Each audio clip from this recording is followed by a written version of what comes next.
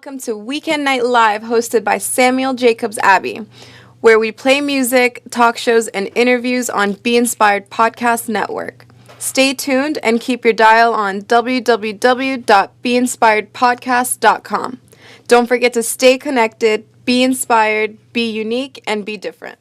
To the studios of the Inspired Podcast Network, and we are super excited once again to begin our show. And I know all of you are just waiting patiently to hear our resource person. Like I said before, I went out for the musical break. I was giving you a bit of a background of the individual that we have for today's show. So Mr. Albert Ankra is the executive director for Ghana Gulf Chamber of Commerce, a chamber of commerce with a focus on the United Arab Emirates, Kuwait, Bahrain, Qatar, Saudi Arabia, and Oman. He is also a business development manager for the Jospon Group of companies, arguably the biggest Ghanaian community operating in all sectors. Albert also has interest in the Management Institute, which is a management and knowledge marketing firm which supports the development of ideas, companies, and individuals. He is also a TV personality and has hosted various TV programs such as Educational Diaries and SDF Diaries, just to mention a few. He graduated from Central University College with a degree in Business Administration, Human Resource Option, and has completed a master's program in development, democracy, governance, law from the University of Cape Coast. He has also completed an MBA in corporate strategy and economic policy from a Maastricht School of Management in the Netherlands. Albert has attended management and leadership programs in the Netherlands, Germany, Belgium, Dubai, and Morocco. He also has received a consistent grooming from JCI system as its past national president. So like I said, he is the past national president of JCI Ghana. Friends, colleagues from around the world, for the sake of those who are joining us for the first time, Be Inspired Podcast Network is an international non-for-profit organization based in the Commonwealth of Virginia with a very simple mission. The mission is to tap into individuals and groups' talent in an effort to bring social change implication. And we do this as part of our work because we believe that when people are empowered, they are able to do much bigger things than they thought. Our vision is that we envision a platform where scholars, social workers, individuals, professional contributors will enhance and put their effort into social change implications. So without wasting much of our time, friends from around the world, let's welcome to the studios of Be Inspired Podcast Network my very good friend, Mr. Albert Ankra. Albert, welcome to Be Inspired. How are you, sir? I'm doing fantastic. Thank you very much, Dr. Sami Abbey. It's a pleasure to be here, and a very good evening to all your audience around the globe. I must mention that it's really a privilege to be here. Oh, we are super excited to have you. In fact, we on the contrary, we are rather grateful that we know you're a very busy man, always flying around, but you find time to be with us, and we are grateful. So just for the sake of those who don't know you, those who may have heard of you, but they don't know your story, why don't you, in your own words, tell us who Albert Ankra is? Thank you very much once again. So Albert is, I must say that I consider myself a student of life because I believe that in life, every day is a learning curve. I started my education in Tema, in a school called St. Paul's. I pretty much did from primary through to to the junior high, then, and from there I moved on to Ghana Secondary Technical School in Takoradi, where I studied. I did a program in technical education. Pretty much studied engineering science, elective mathematics, and all the other subjects. I actually saw that I was on my way to becoming an engineer. I didn't know that things were going to change along the line. Well, to cut a very long story short, I enrolled in Central University somewhere in the year 2000.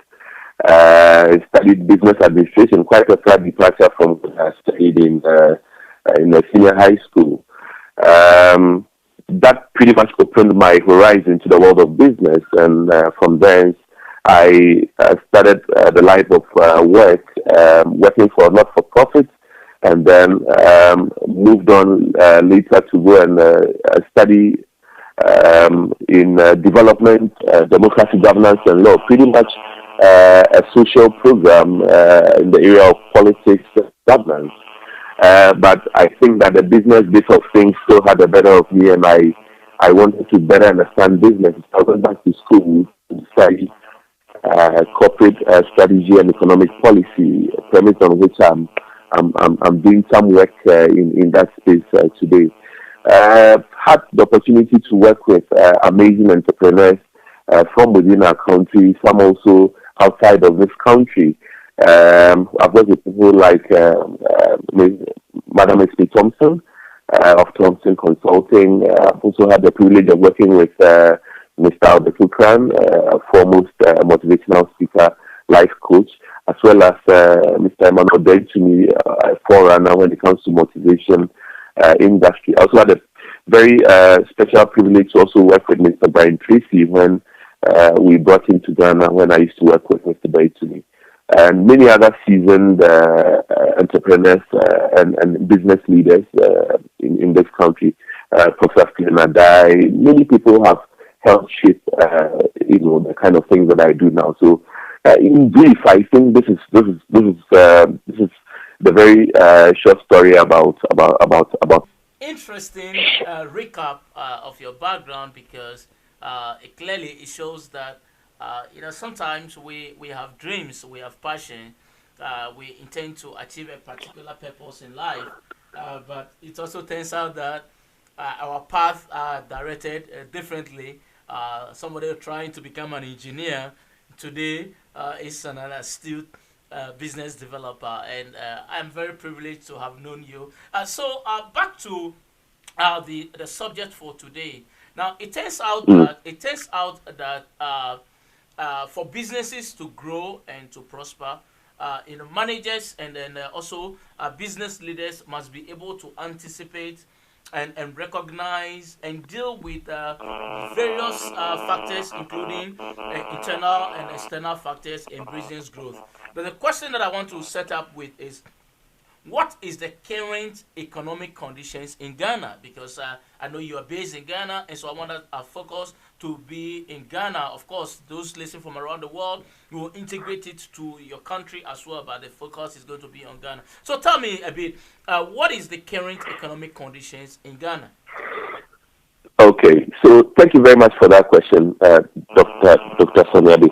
So the current economic condition in Ghana is pretty interesting. I'm sure that you would realize that in this month of December, particularly the last week, commemorates the very first anniversary of the current government, the New Patriotic Party. And so they've been in power for around about a year now.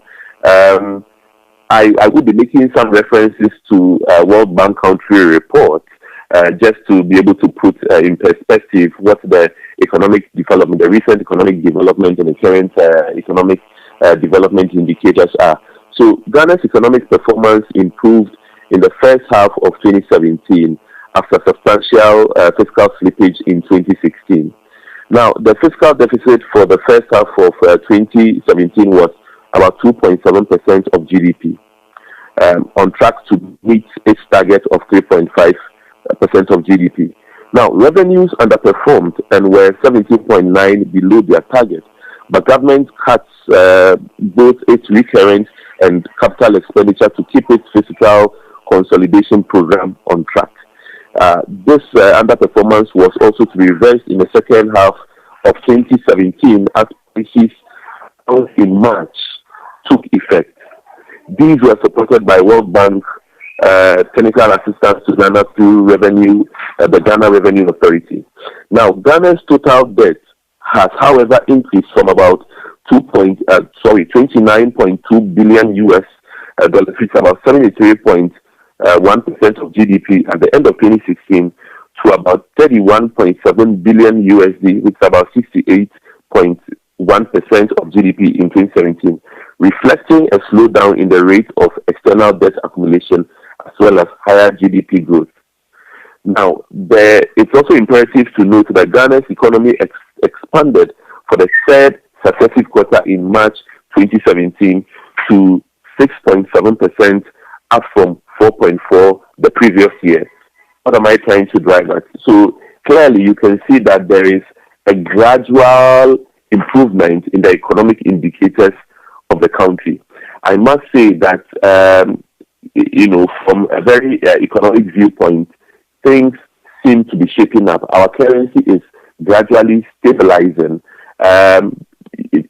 There seems to be an interest, or should I say an awakened interest, especially from foreign direct investment sources. If you pay particular attention, over the last few months, a lot of foreign governments have made visits to Ghana to hold discussions with the president and his government on business consolidation, on business opportunities. And this is quite exciting and this is quite reassuring for the business community. Having said that, we also should be mindful that the business climate is very volatile, and so any slippage within some indicators could also mark a very downside for the economy. So basically, this is in a nutshell how the economic indicators are looking at for Ghana, both from the World Bank viewpoint and also, of course, from private business viewpoint. I must also mention that a lot of reforms have been implemented or are being implemented by government, some of which have not seen its full strength yet. I am hopeful that probably into the second quarter or the third quarter of 2018, a lot of things will begin to take shape, and I'm sure that would also indicate a lot of positive trend for the economy. In brief, Doc, this is how the economic indicators look like for Ghana. Wow, that's very impressive though, because so then somebody will ask, what is it that the current government, because you just mentioned that the government is celebrating its first anniversary in office, and yet the World Bank indicators clearly suggest that the economy is on the right path. If I may ask you, not necessarily going into the political ideologies, but from a business perspective, what do you think may have caused a shift in the economy for the indicators to show those variables? I think that you can take a lot of cue from the direction that the government wants to go. Ideologically, I'm sure that you would agree with me, and for our audience around the globe, the New Patriotic Party has always tilted towards business, private business. And so if you would remember, during we call it the NPP1, the first tenure of the NPP government from 2000 to 2008, there was a slogan, the golden age of business, which was actually trumpeted by the then former President Kufuor, which saw a lot of private sector initiatives come to bear. It saw the opening up of the economy. So to trace back, this particular political party has had that kind of leanings towards business. And so naturally, when they came back to power, you would realize that the private sector has kind of found some kind of a renewed energy. I think that is one. Second to that, the president has espoused a few things. Of course, going back to saying that, of course, they are pro-business, and so they're going to create the enabling environment for businesses to grow. In fact, they have actually said that they want to make Ghana the best place in Africa to do business. And so a lot of the policy initiatives are looking into those directions. On the back also of the one huge campaign promise, which is the one district, one factory, and that, I must say, was very critical in bringing the NPP back to power, because they drew from a campaign of saying that they wanted to create jobs for the teeming young people, the teeming unemployed young people of this country. And so the idea that in every district, in every region, in every locality, there should be a factory, or there should be some kind of economic activity, so the young people from there don't migrate to the city centers or the big cities. That, I think, was also one indicator which got a lot of support for this government. On the back of that, a lot of course, foreign direct investment agents and proponents have seen business opportunity in that. I mean, if a government is come and they say they want to open up their country so that in every district, in every locality, there can be some kind of economic activity, then of course that triggers or spells rings the bell for business opportunity. And so we have seen the Chinese coming big with this $2 billion loan arrangement for private sector, where they are saying that they want to be able to implement or take over or provide the support for the factories, the machinery which will go into the factories, which is very laudable. We have seen the British also come in with similar initiatives, that the American companies who are also positioned to do that. Italians have also showed a lot of interest. I must indicate that over the last few months, we've had visits from France, from Italy. We are expecting the German leadership with a business delegation, as well as people from the Gulf, the Qataris. I must also mention that there's been some interest also from the Gulf, because just last week we had received some business guests on exploratory visit from the Republic of Oman. Their very first time in Ghana. So there is a certain renewed interest. There is a certain excitement within the business community around the globe to put a focus on Ghana and see what are the opportunities inherent in Ghana. I must also be quick to add that the Assam reforms currently being looked at to make the doing business environment also favorable for the country. In fact, I know that the new CEO of Ghana Investment Promotion Center, Mr. Yofi Grant, has said that he wants, when the next report comes out for the best place to do business in Africa, that Ghana should be the number one, hoping to beat countries like Mauritius, like Tunisia, like Morocco, like South Africa. So I think that kind of enthusiasm, that kind of drive, pushing and hoping that businesses can become the pivot around the economy developing, is something that is also working well for the current government. And when you start mentioning the countries, I was like, I just hopeful that one day when it comes to selecting a country in Africa where businesses want to go, it should be Ghana. But I think that you have truthfully given us that background. So now let me ask you, I know a lot of questions, my audience, I know you are asking a lot of questions. We'll go into the questions very soon, but let me ask this. So talking about economy and economic conditions in Ghana, what is business development? Because there's one thing having a very good condition and economic conditions, and another thing developing business. So from your perspective, what is business development? Thank you very much for this particular question. So having laid the foundation for what the interests are, currently from foreign direct investment, and also, of course, for people with business interests in Ghana. Business development and strategy, therefore, becomes a very, very integral part to ensure that businesses actually achieve their objectives.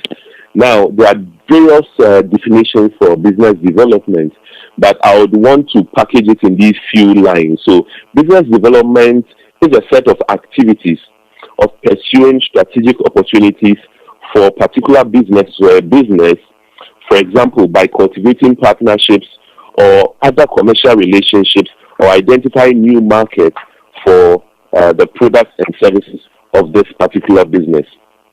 Others may also look at it as the creation of long-term value for an organization from customers, markets, and relationships. So business development is a collection of activities which one seeks to help the business to plan, to strategize, and then also to look at value or positioning so that in the long analysis, there would be a huge benefit or advantage to or for that business. That is what business development is. Very good, in order. Very good. So then the question to you will be, if this business development is so important, so then why is it crucial for business survivors? Because sometimes everybody wants to survive in an economy. Everybody wants to survive in the country, or their business to grow and expand. But so then, if I may, why is it so critical for businesses to survive? Thank you. So it's so critical for businesses to survive because businesses are always in competition. Just take a look at various sectors. If you look, for instance, at the beverage sector globally, you can almost always see some major brands or some major giants always jostling for the first slot position. Take a look at Coca-Cola. Take a look at Guinness. Take a look at Pepsi. They are almost always in a battle for the number one spot. That is one of the key reasons why business development is so important. Bringing it home, you are looking at business development as a key survival tool or as an avenue for businesses to be sustained. I mean, I have always been excited to look at what actually makes up for the survival of various companies who actually are able to outlive their owners or their founders. Take another look at a company like KFC or Coca-Cola. Those guys who founded it, are long gone, but these companies still stand the test of time, and they are able to still push forward, compete, and always trying to get the number one spot. And so business development presents business owners or business actors with various sets of tools or referencing opportunities to be able to make the best out of the business case. That's solid. That's solid. So then, in the situations like this, how does one apply the basic strategies to be successful in difficult business conditions? Because we began with Ghana. Fortunately, the indicators shows that Ghana is on the right path to be successful avenue for businesses. But for instance, let's look at other avenues, other countries, other sectors where the economy is not doing so well. How does one survive in such conditions? Okay, so very shortly I'll be running you through the key indicators or the key consideration points when it comes to business development. But I want to make a very quick point. Putting in perspective what is even happening at the global level. You would remember, or you would note that when the new American president took over, Donald Trump, he actually got into power on the wings of the fact that he wants to place or put America first. Question is, has Americans not always been putting Americans first? That's the question that came to my mind when I heard that slogan. But no, from a business development viewpoint or from a strategy viewpoint, he is saying that there are certain advantages, there are certain benefits that as a country we can position ourselves to take, in the global world of business. So drawing that down, for instance, then when you trickle that down, then he goes into certain policies or certain actions which seek to put America first.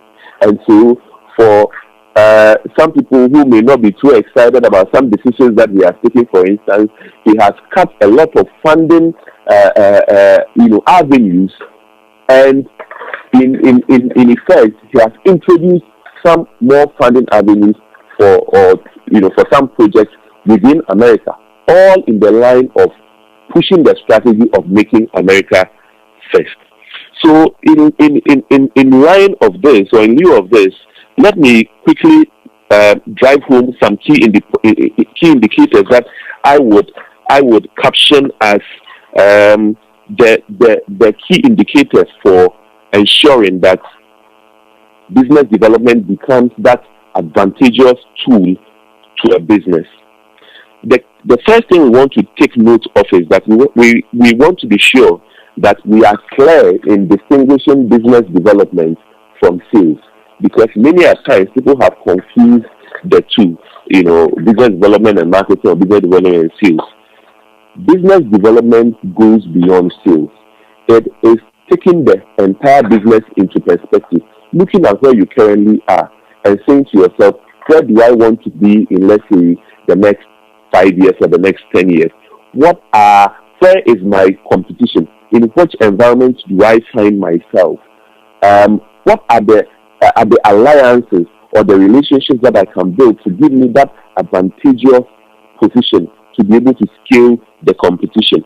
So I want us to put in perspective that there is a clear distinction between business development and sales. All businesses need sustainable sources of capital to operate, and sales is undoubtedly an important contributor to business development. However, sales and business development are not synonymous, and understanding the distinction between the two can ensure that you are focusing your strategic efforts in the right direction. That's the first point I want to make. The second one I want to touch on is get to know your competition.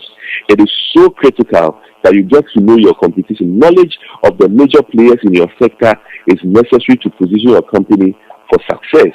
Industry research can help you to identify customer trends and best practices, as well as to determine the best way to stand out from competition. Rather than modeling your operations after those of your leading competitor, you should leverage information about what similar firms have to offer in order to provide value to your customers. Always let us be mindful that the consumer or the customer is always looking for value.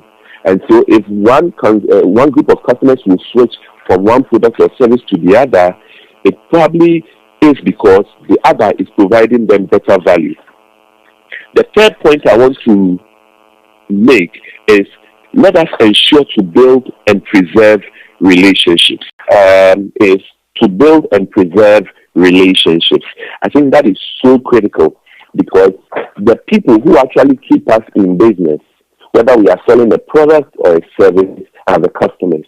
And we need to ensure that we build and preserve relationships so we can stay in business. Otherwise, we don't have any business being in business. And so that is one key tenet also of business development. It has a strong focus on building and preserving relationships. I want to quickly go on to the fourth point, which is going digital. Now, a lot of things have changed in the area of business in the last few years. In fact, there is a research that the wealth of information that we have, that any business has, actually changes all over in the first 3 years or 5 years of the life of that business. And I must make mention even of this platform that we currently have, I mean, this is an exciting platform. I think just before we started the interview, you were saying to me that we have about 9,000 people online currently tuned in to this platform and listening. Amazing. The forms of medium, different mediums for propagating information, has changed. This is one big space. The digital platform, the internet, and all its various forms is one huge resource. So if you are in business today and you don't know about this resource or this huge market, or you are not in any of the spaces, then you should know that your business is getting exchanged in the next few hours. The last point I want to touch on is to emphasize teamwork and communication. Because teamwork and communication are actually huge drivers of business development. Effective communication with both customers and employees is an important factor in business development. You should strive to make your business goals and resource opportunities known to the company as a whole and promote business development as a collective effort.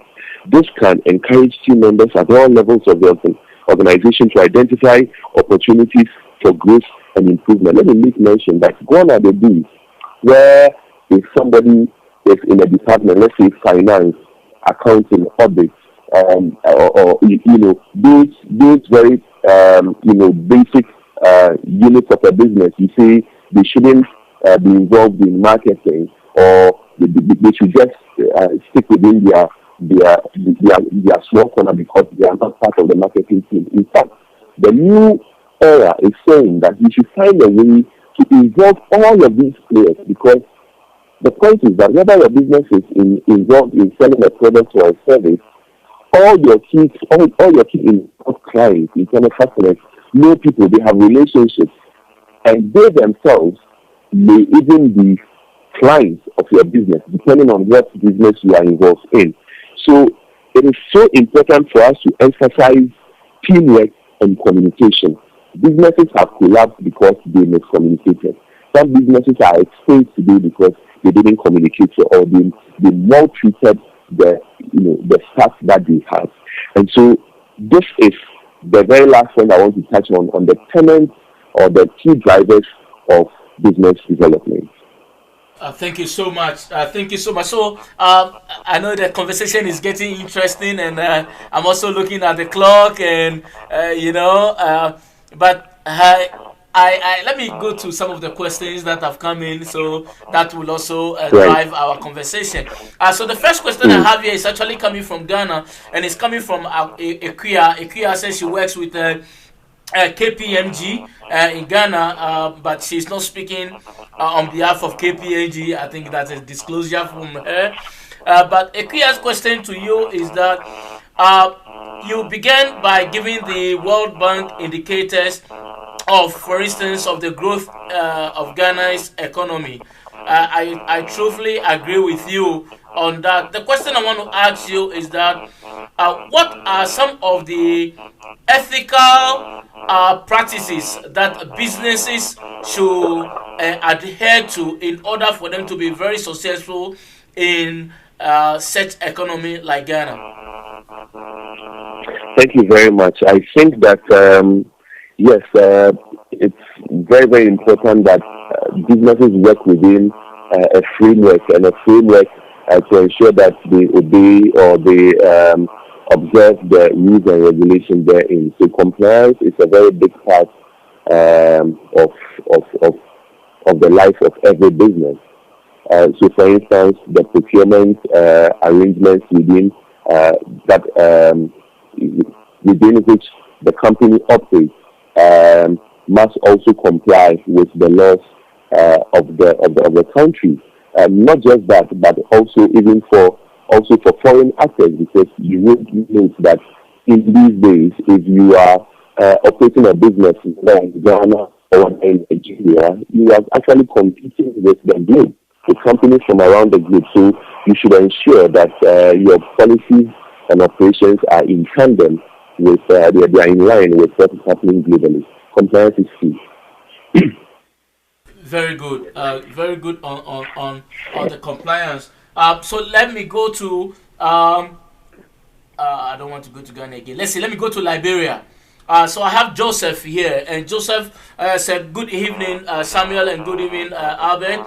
Thank you so much for sharing light on businesses. You know, here in Liberia, we have fought many wars, and we are slowly recovering from our war situation. The conditions here are not the same condition as you described in Ghana. What piece of advice do you have for some of us who are small business owners and want to strive and be successful in our country? Any particular lessons that you can share with us, particularly since Ghana is doing well and we have a good relationship with Ghana?" Thank you very much. I must mention that I visited Liberia for the very first time this year, early part of the year, and I was amazed at the kind of excitement and the kind of improvement that the people of Liberia are currently embarked on. Let me mention that most of the time, if you find yourself in a country, there is the tendency to be blind to the opportunities within that country. However, you would find that people from outside of the country see a lot more than those who are within the country. And so you see a lot of people flooding into your country, and you are wondering. I've always asked my question. I mean, sometimes when you travel, you see in the flight, you have a lot of foreigners coming into your country asking, what kind of business are all of these people involved in, and what are they seeing in our country that we can't see? So the first point I want to make is that there is so much potential and so much opportunity in Liberia. The key thing is for us to open our eyes and look critically to find those opportunities. Now, if you are involved, I don't know what kind of business you are involved in Liberia, but I want you to begin to think big, to think globally. You can even start from the West Africa sub-region. Whatever product or service you are offering, you could scale it up and supply to people in Ghana, to people in Nigeria, to people elsewhere. So that's the first point I want to make. Let's stop thinking within our little geographical location. Let us look and think big, because the opportunities are so huge you have no idea. That's the first one. Now, whatever it is you are looking for to enhance your business, somebody else has got it.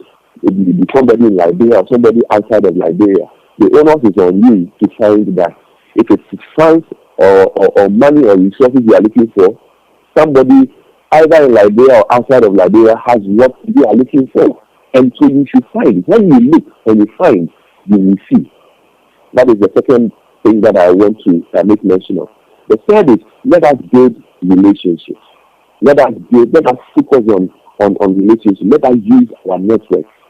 Many a times, businesses in Africa are so just limited. They are just thinking about their own small corner. They are not leveraging on relationships that we have. It's one of the reasons why we created the Ghana Gulf Chamber of Commerce, because my first trip to Dubai, this about some 10 years ago, I saw so many of, if I just was asking myself, why they have been able to transform their country and we have not been able to do that.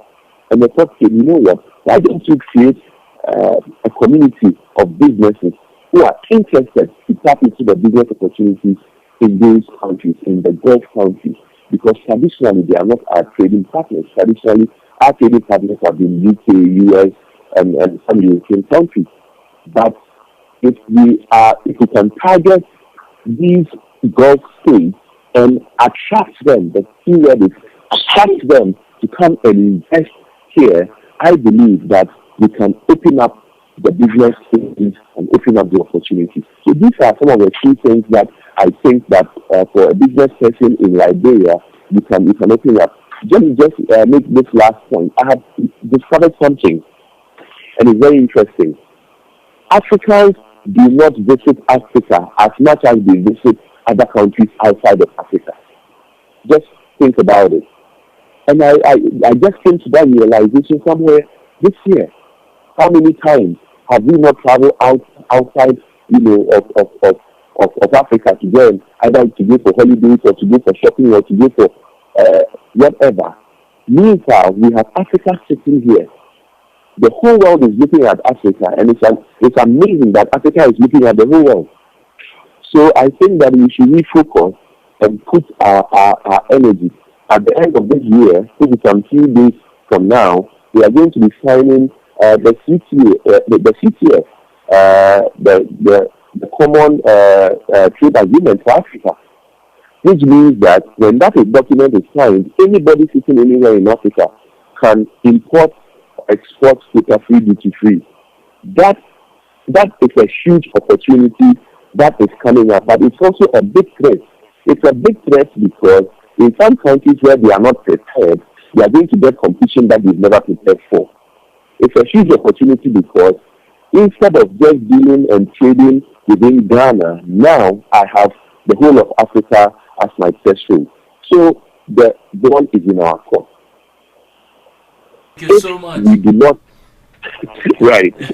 Thank you so much, because I have a lot of questions here. I have almost 30 questions here for you, and I'm looking at the clock. Wow. So, let's go to Monica. And Monica is writing from Switzerland. And Switzerland. Yes, and Monica's question to you is that I said, good evening to you, Samuel. It's very late here in Bern, Switzerland, but I stayed up to listen to the show because the topic was a very interesting one. My question to your guest is that I have visited Ghana 3 times, and unfortunately we were unable to set up our business because we have to go through a lot of back doors, and people were not straightforward with us for us to be able to settle and get the business done. My supervisors got frustrated, and we packed our things and we left the country. In a difficult situation like this, what piece of advice will you give to the Ministry of Labor or Ministry of Business Affairs, if you have one in your country, so that businesses like those of us from offshore can help build your economy? Thank you and good night. I will listen to your response when I wake up from my sleep. Thank you. Right. Thank you very much for that question. The questioner from Switzerland. I'm very sorry that you have had to go through some challenging situations trying to set up your business here in Ghana. I don't know how far back that was, but I want to give you another option. You can reach out to me, and we can walk you through the process to be able to have that business properly set up here. Yeah, but I agree with you. I mean, these are some stumbling blocks and some downsides to trying to set up a business here. But I think that there is a certain departure from that gradually, where officialdom currently is trying to ensure that those bottlenecks are removed from doing business. And as I said, I think there's some kind of renewed commitment now to ensure that if people want to come and set up, bring private capital here to come and grow the economy, we are giving every encouragement to deal with that. That is basically what I can say for now. So please, let's give it another shot. Please come back and let's do this. Great. The next question here is coming from Colette, and Colette is writing from Ilford in the Great Britain. And Colette's question to you is that, Mr. Abe, thank you so much for spending time with us. You've given us some good tidbits as to how to be successful in difficult business environment. My question to you is that, what is the role of government in ensuring that the environment is made possible for small businesses to survive? I think that the role of government in ensuring that businesses survive is the role of government everywhere in the world. They are supposed to create the enabling environment for businesses to survive. Everywhere in the world where you have seen improvement, you have seen development in the life of the people, the private sector has led. The private people are the ones who create, who open up businesses and employ people, and so the economy runs and things get better. So government, one, is supposed to create the environment, the enabling business environment. How are they, or how should they be able to do that? They are supposed to ensure that both the micro and the macro economy is in shape. They are supposed to ensure that the currency of that country is stable, so that we don't have, price fluctuations, and that makes it difficult for anybody to even plan and budget and project. So that is also a role of government. They're supposed to ensure that people comply with the laws, with the regulation, the laid down regulation. They are supposed to ensure that is done. Of course, they're also supposed to ensure that people, once they're able to make money, they're able to pay their taxes, and these taxes are collected for the development of infrastructure and public goods and services, so that the economy can run. So I think that these are some of the responsibilities of government. We're also supposed to ensure law and order, and also ensure that the people are safe. Security is very, very important in any economy. And I'm excited that is one key advantage that Ghana has.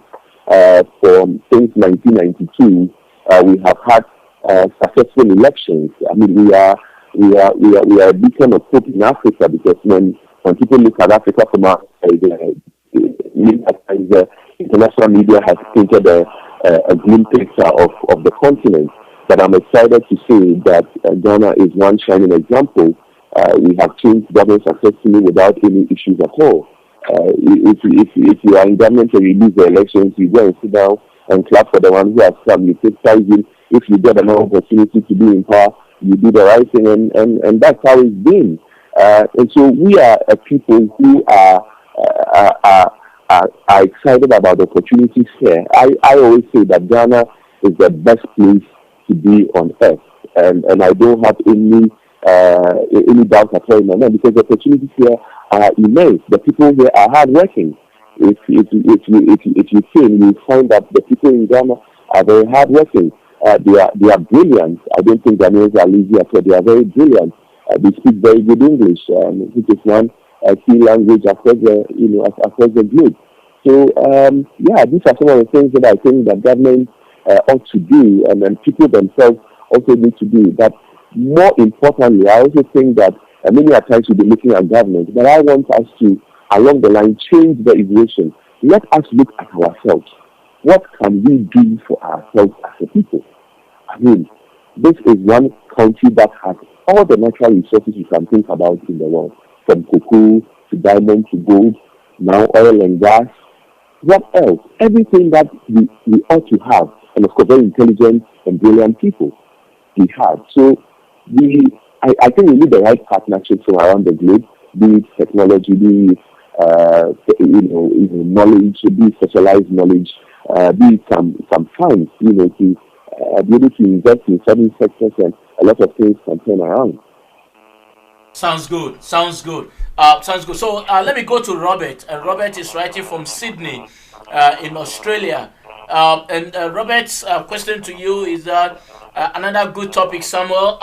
Please ask Albert that has he traveled by road from Ghana, Togo, Benin, Nigeria, and if he had, how is it possible that business can survive in these countries? I live here in Australia, but I'm a Ghanaian, and I have tried many times to set up a business. I'm a medical doctor. We tried many times to set up hospitals in these countries that I've mentioned. Just the mere traveling through these borders alone, it was enough frustrating for us to pull back.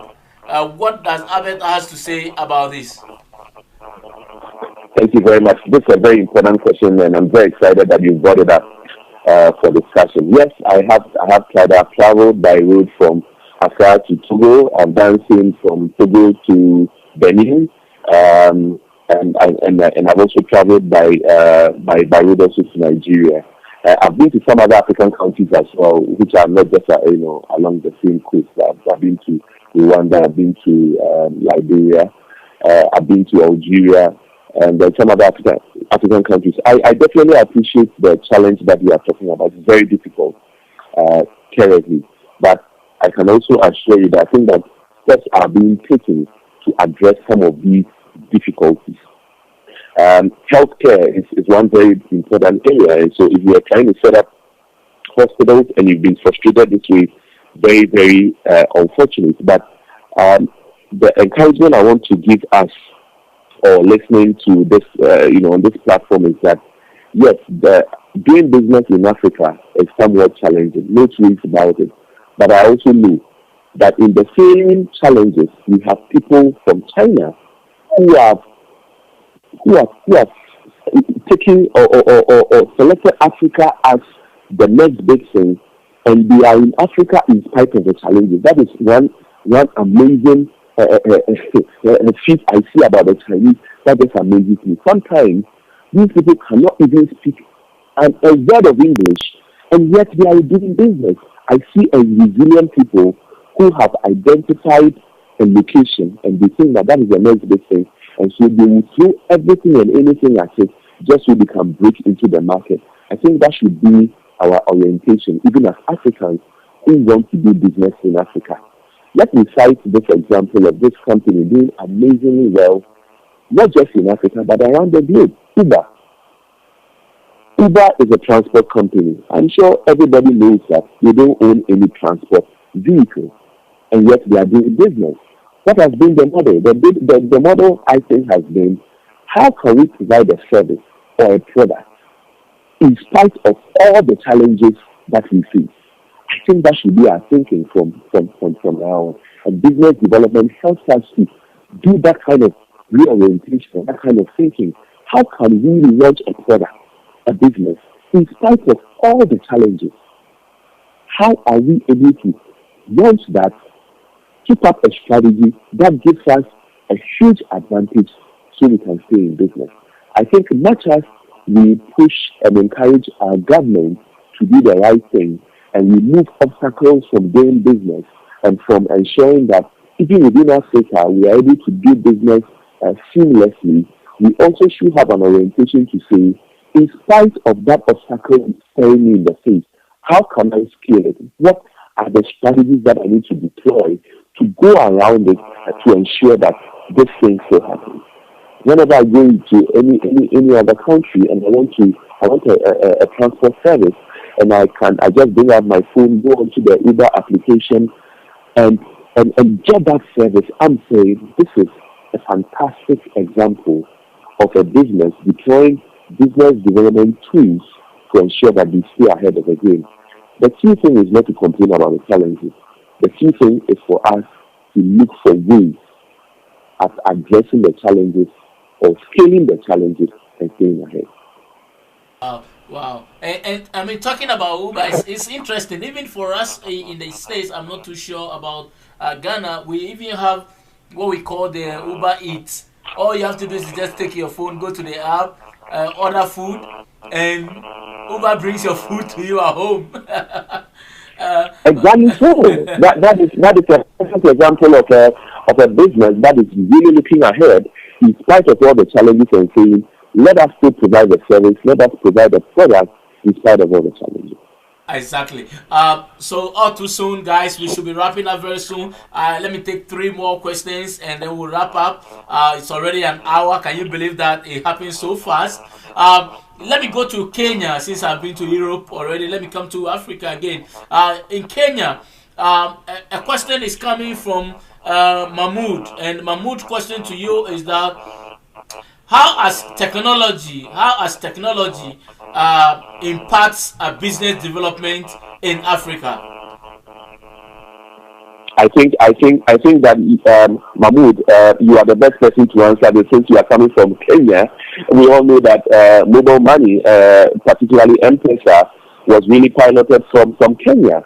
I mean, that is one solution which has just metamorphosized doing business in Kenya. The market woman pays with M-Pesa. The illiterate, I mean, what the people who we call illiterate, who have not been to school, makes payments with M-Pesa. Likewise, in Ghana, mobile money has become so huge. Meanwhile, some few years down the line, if you made a proposition to the banks to start looking at mobile money, nobody even wanted to listen to you. That's what I'm talking about. So we need to scale up, especially when you have a huge unbanked population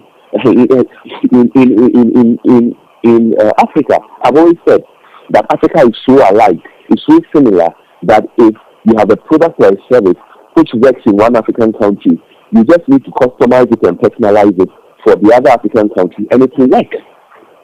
Because we are the same people anyway. It's just, boundaries and barriers physically created or artificially created, which are separated us. Similarly, if you have a product or a service which works in one European country, it's just a matter of customizing and personalizing it and then rolling it out in another European country, and it's going to move, it's going to sell.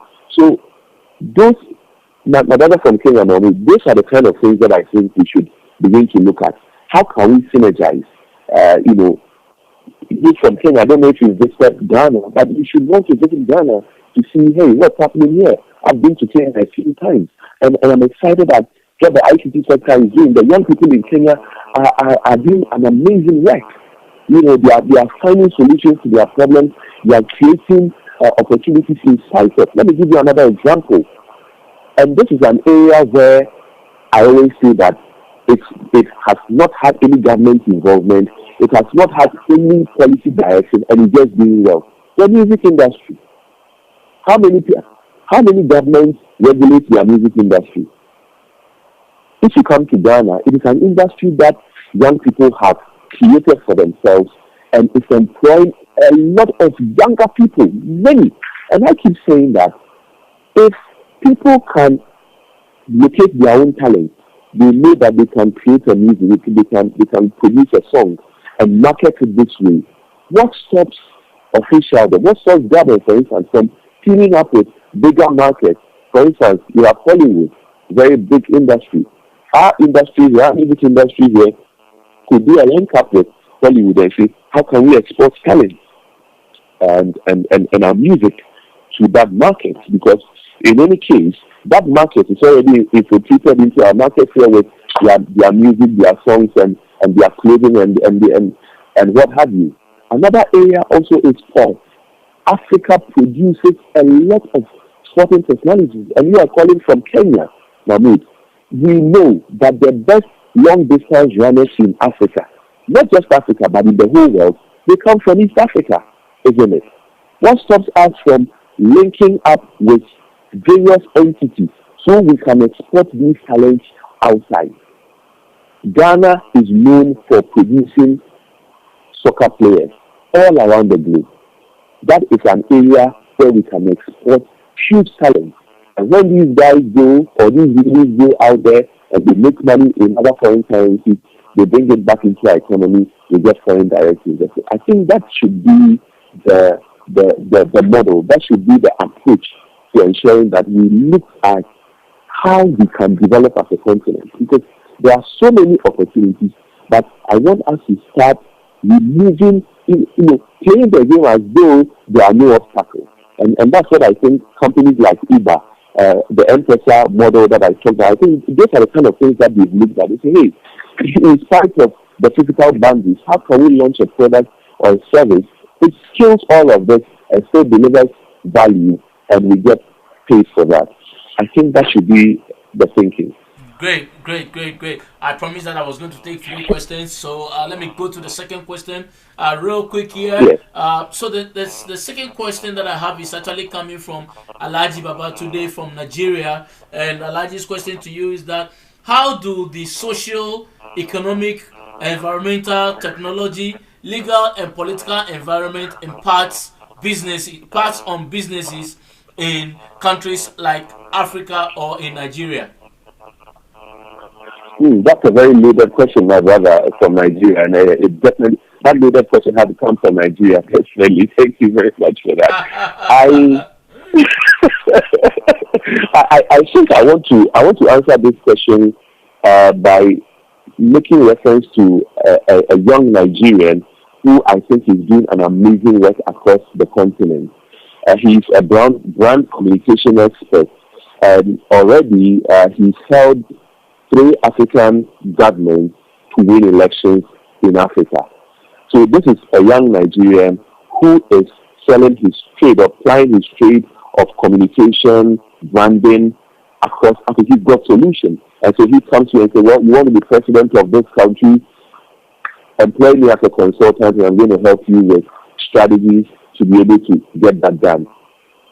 A model like that, I think, defies location, county, ethnicity, career.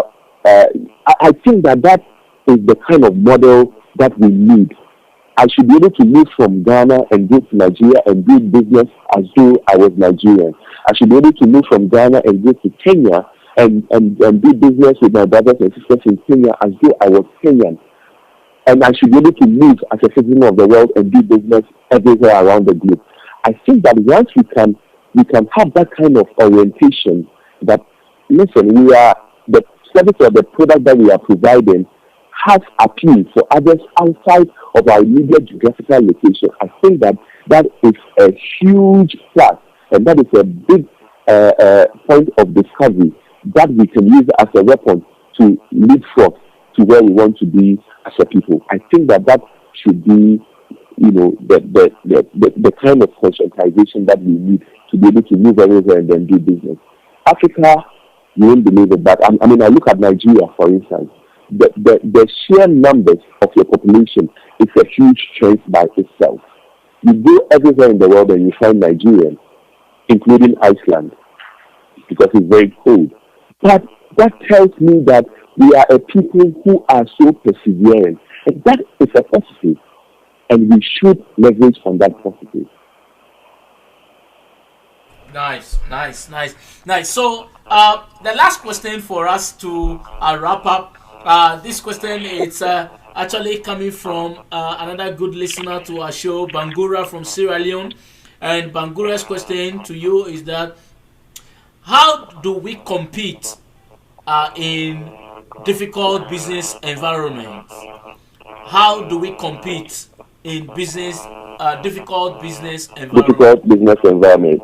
Thank you very much, my brother from Sierra Leone. I think I'm sure that you must have missed a lot of the earlier discussions, but I think the key thing we need to be able to discover within ourselves as Africans is, what do we have?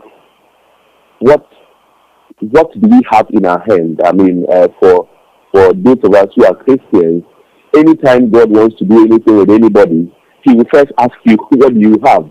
And so, what I want Africans to start asking ourselves from now on is, we shouldn't begin from a point of saying, well, we don't have anything. We always have something. What do we have in our hands as Africans? So, Sierra Leone, as a country, what do you have? Are there some raw materials? Are there some, there should be something within your hand.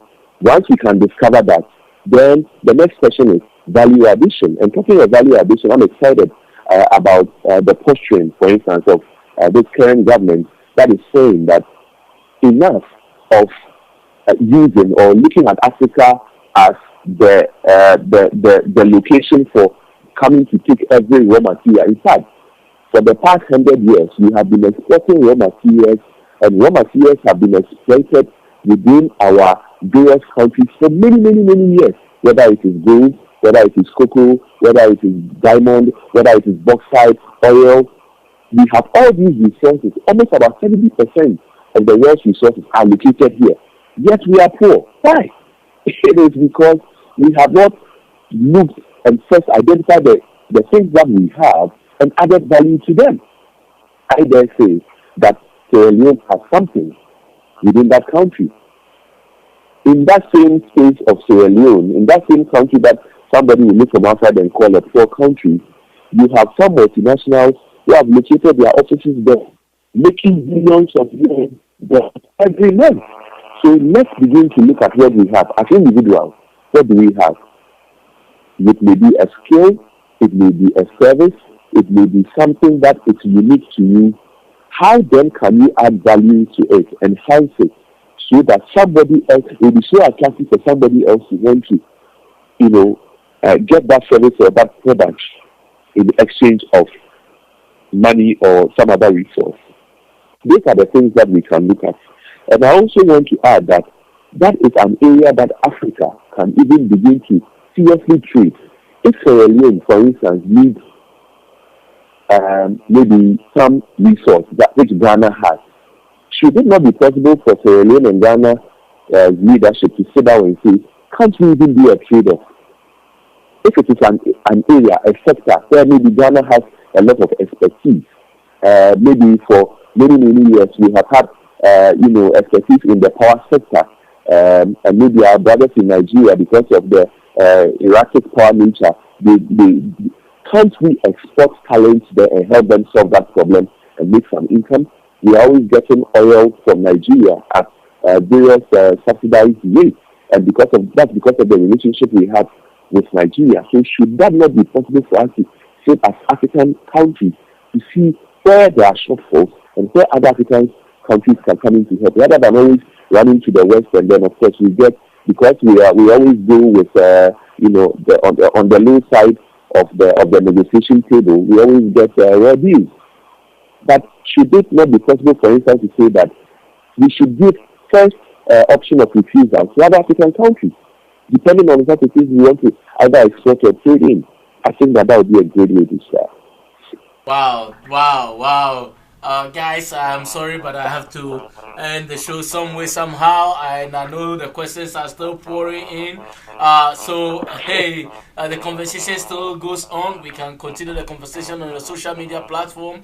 I want to take this opportunity to thank our resource person in the person of Mr. Albert Ankra, who is the Executive Director of Ghana Gulf Chamber of Commerce, and I want to make sure that all of you get to know that Mr. Ankra was a one-time president of JCI Ghana, and a very good guy. So and he's always available to help people set up business and to be successful in your businesses. So don't hesitate at all to reach out, and we will pass your information up to him. I also want to take this opportunity to thank all those who listened, those who stayed up late in your countries just to listen to this show. I am very excited and very happy that you stood late to be with us. Like we always do, we'll go back to Alfred, to Albert, to give us his closing remarks, and then once he gives us his closing remarks, we'll draw the curtain down on our conversation today. So Albert, once again to you, please give us your closing remarks so we can wrap up our conversation. I want to say a very big thank you to you, Dr. Samiabe, for this opportunity. I want to say a big thanks also to everybody who tuned in to listen to us. It's a huge privilege, and I'm so grateful. I want to say a big thanks also to my family, especially my wife, whose privacy have hijacked me because I have to be on call for this program. So I'm very grateful. And in wrapping up, I want to say that business development, I think, is a very important area, even for our personal and individual life. We should, as individuals, be able to sit and craft a strategy for our plan. I mean, our group. Where do we want to be in the next 5 years? Where do we want to be in the next 10 years? I think that if we can sit down and map out a strategy, even to position ourselves, I think that can go a long way to help us. Let me just also end by making this point, and I'm taking a lot of inspiration from our own president, who has run. He's president today, but it didn't come easy at all. I think this is the third time that he tried running for presidency. And if you've not been an ardent student of politics, studying the strategies and the kind of business development arrangements around even his team, around his person, around his campaign, around his message, you know that every time that he came, the message had been, the strategy had changed. every time that he came, the positioning was different. And I think that is what we ought to do as individuals, as companies, as even a country. How are we able to craft strategies and plans to position us to where we want to be in the next so many years? So, in conclusion, I think that it is possible. We can do it, and we can all do it. I'm very passionate about Africa. I think Africa is the next frontier. We have no excuse at all to be where we are in the next 5 to 10 years. Maximum in the next 10 years, the narrative about Africa should be different. And now I'd be excited to be talking about how Africa was able to re-strategize and adopt various business development principles to be able to reposition ourselves to probably the number one sport continent in the world. Thank you. Alrighty, thank you so much. Thank you so much. And we are very grateful once again for your time. And guys, I want to thank everyone for listening to us. Next week, though, our show is going to be on Sunday, and you guys know the reason why it's going to be on Sunday, because on Sunday it is once in a month we always organize our relationship seminar with the crabs, and this next Sunday we're going to talk about in-laws, a very important component of marriage. And so tune in and keep your dial on BeInspiredPodcast.com. I also want to take this opportunity to thank all friends and families and individuals who have contributed, who have gone to our website and made donations to us. We are very grateful, and particularly I just want to say good evening to Ernestina. Thank you for your great support. To Ruth, Chibuna. I also want to say to Mami, thank you guys for giving us money to do the work that we do. God bless all of you.